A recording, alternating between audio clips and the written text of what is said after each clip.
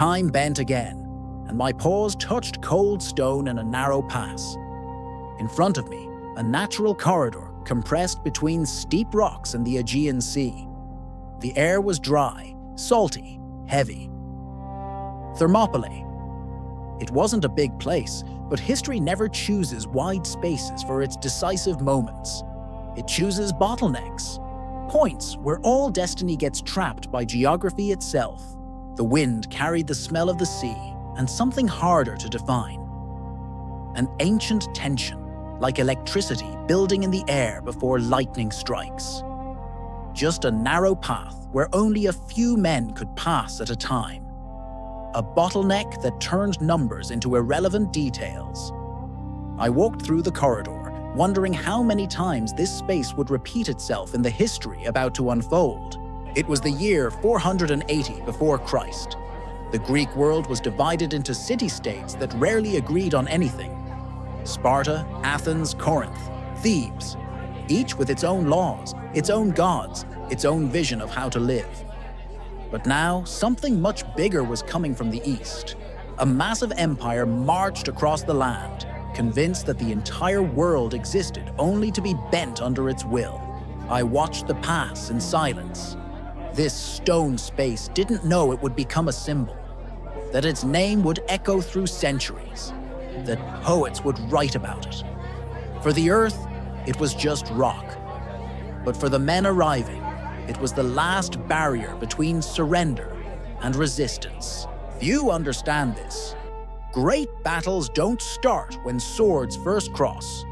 They start when someone chooses exactly where to stop, where to say out loud, "Here, no further." Thermopylae was that choice, concentrated in stone and water. It was where Greece decided it wouldn't bow without fighting first. And there, in that corridor between mountains, history waited. Not for heroes, not for glory. That would come later, turned into myth. But for a conscious decision to face the inevitable, even knowing exactly what the cost would be. On the other side of the known world, a man believed he owned human destiny.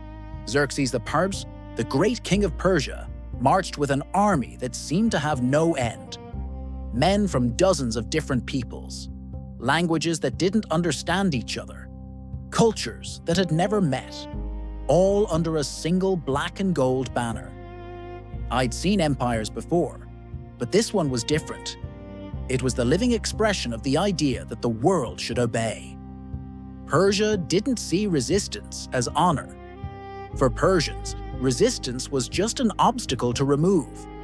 Cities bent, paid tributes, kept their customs, continued existing. Resisting wasn't bravery. It was irrational.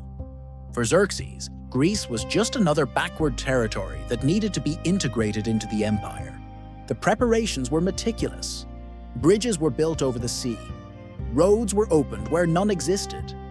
Ships carried food, weapons, equipment. Persian logistics were as impressive as their army itself. This wasn't a hasty attack. It was an imperial project that had taken years to plan. Many Greeks understood this and surrendered voluntarily. Not from cowardice, just pragmatism.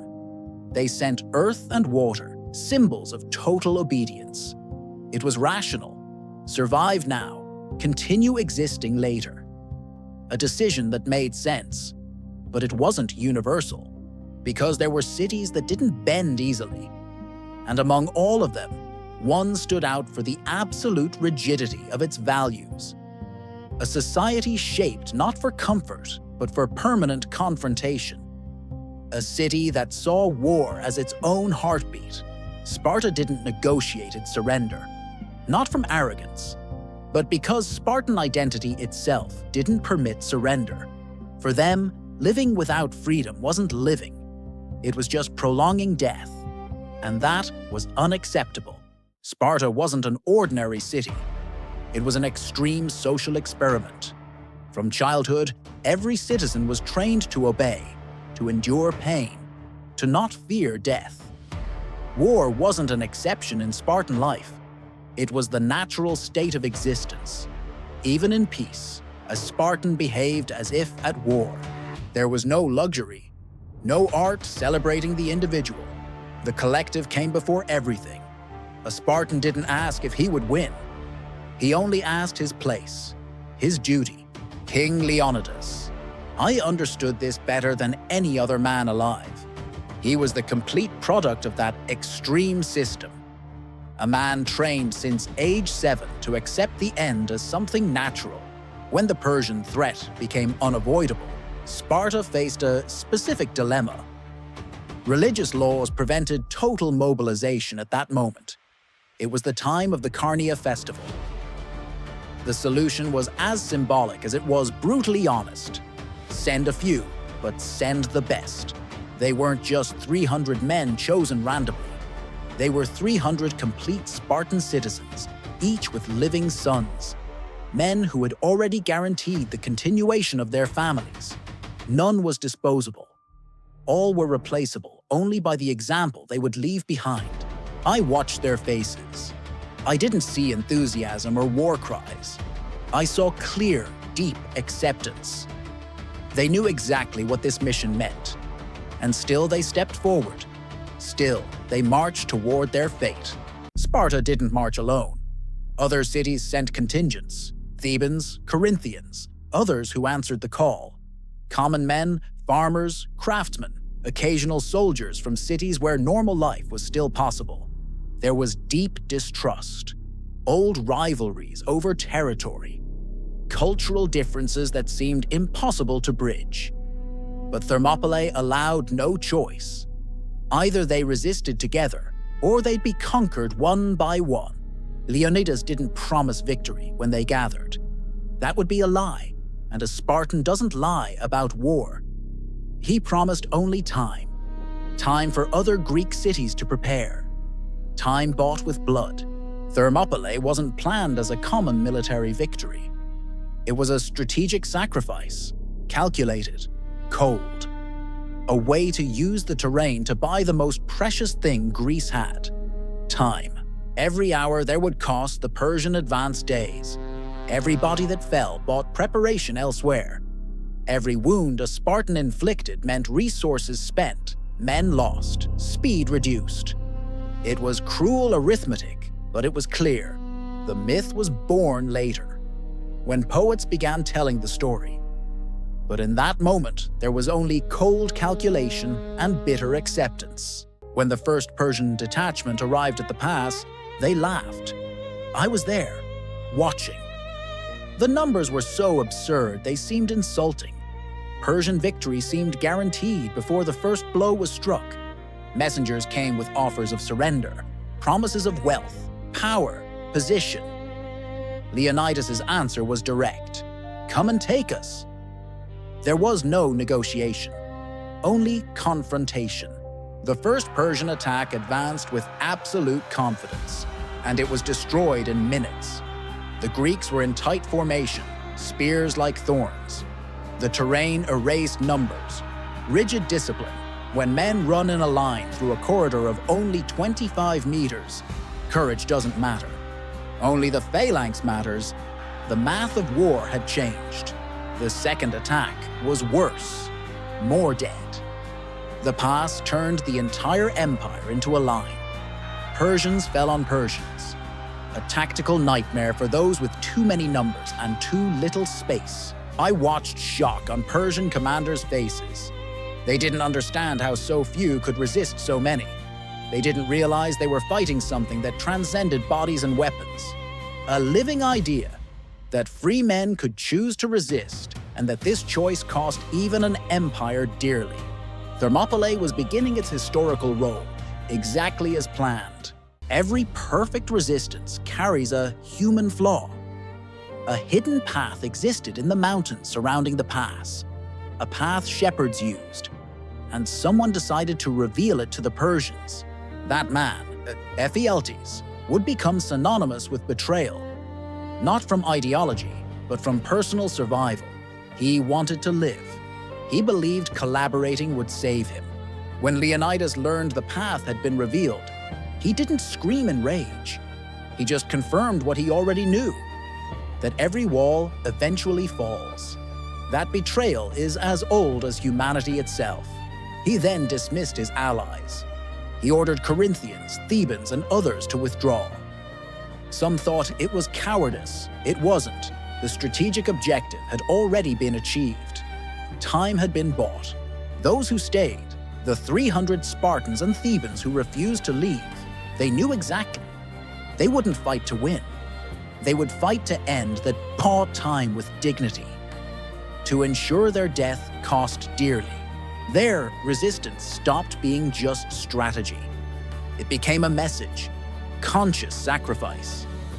The living embodiment of an idea that gold and threats couldn't conquer.